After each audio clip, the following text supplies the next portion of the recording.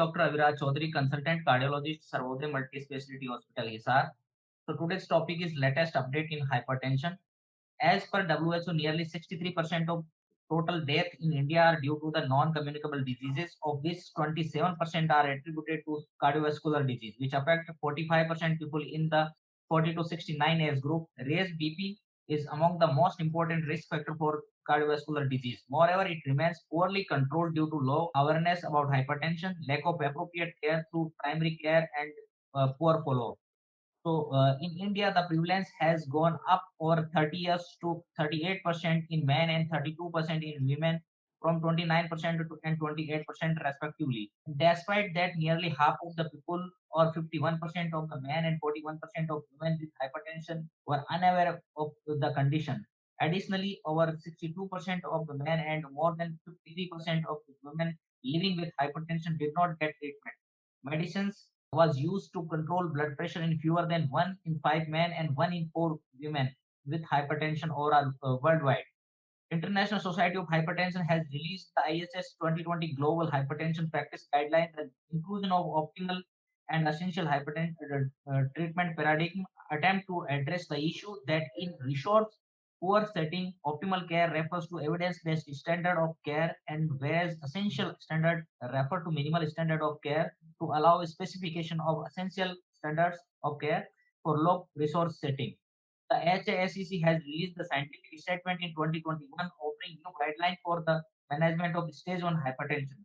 Among patients with low AS CVD risk, among low risk adult, no AS CVD or 10-year CVD risk less than 10% with stage 1 hypertension, and management start with the non-pharmacological therapy. If blood pressure remains uncontrolled at 3 to 6 months, consider starting antihypertensive therapy. Acute respiratory distress syndrome (ARDS) is potentially fatal condition involving lung damage and expands, often associated with severe COVID-19.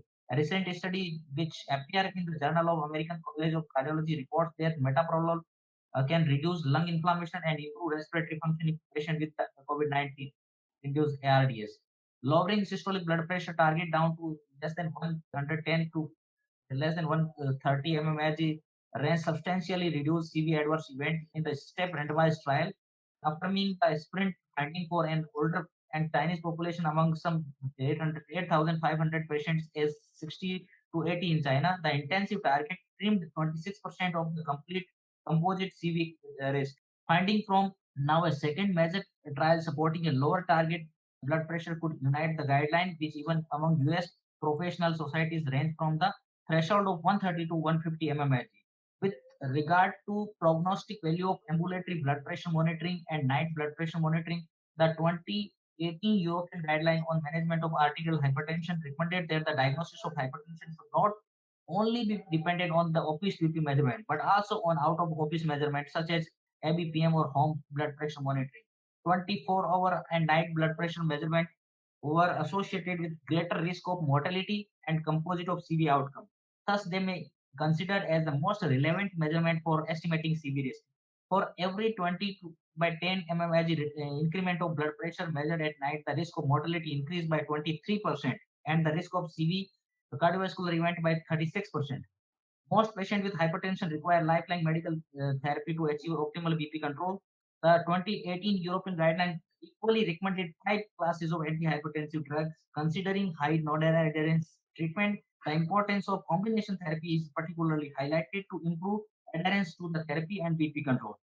Therefore, 2018 European guideline recommended, especially in the context of lower BP target, to start antihypertensive therapy an initial dual fixed dose combination of S inhibitor or ARB plus CCB or diuretic. Since early July 2018, products containing valsartan have been recalled worldwide. The reason is the detection of non-carcinogen, namely N-nitrosodimethylamine, which can be found in candesartan, irbesartan, losartan, or olmesartan, and valsartan. NDMA has been classified by WHO International Agency for Research on Cancer to be carcinogenic human.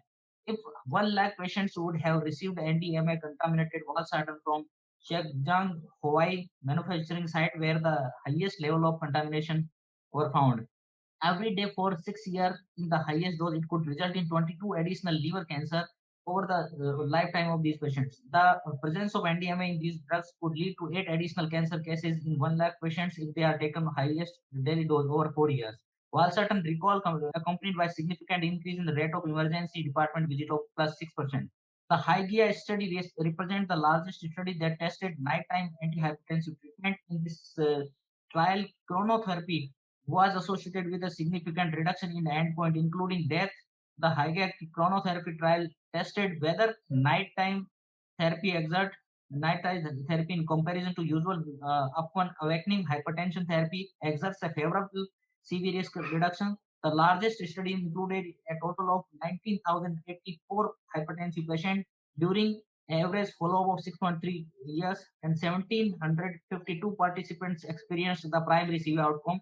An ambulatory BP measurement was performed for 48 hours to collect data on how BP differed during the sleep. The RR reduction for CV events was significantly improved for nighttime treatment when compared to the awakening treatment. Thank you.